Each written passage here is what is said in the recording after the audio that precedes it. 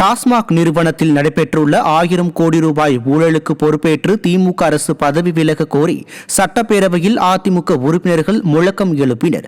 டாஸ்மாக் நிறுவனத்தின் தலைமை அலுவலகம் மற்றும் டாஸ்மாக் நிறுவனத்துக்கு மது பாட்டில்களை சப்ளை செய்யும் மது ஆலைகளில் கடந்த மாதம் அதிரடி சோதனை மேற்கொண்ட அமலாக்கத்துறையினர் 1000 கோடி ரூபாய்க்கு ஊழல் நடைபெற்றிருப்பதாக தெரிவித்தனர். இது தொடர்பாக வழக்கில் டாஸ்மாக் அதிகாரிகளை விசாரிக்க தடை கேட்டு சென்னை உயர்நீதிமன்றத்தில் தமிழக அரசு மனு தாக்கல் செய்தது. இது தொடர்பான மனுவை விசாரிக்க பரிந்துரைக்கப்பட்ட 2 நீதிபதிகளும் அதில் இருந்து விலகிய நிலையில் இந்த வழக்கை வேறு மாநிலத்தில் விசாரிக்க வேண்டும் என உச்சநீதிமன்றம் பரிந்துரைத்தது. இது குறித்து சட்டப்பேரவையில் நேரமில்லா நேரத்தில் கவன ஈர்ப்பு தீர்மானம் மூலம் உரையாற்ற எதிர்க்கட்சித் தலைவர் எடப்பாடி கே பழனிசாமிக்கு அனுமதி மறுக்கப்பட்டதால் அதிமுக உறுப்பினர்கள் முழக்கம் எழுப்பினர்.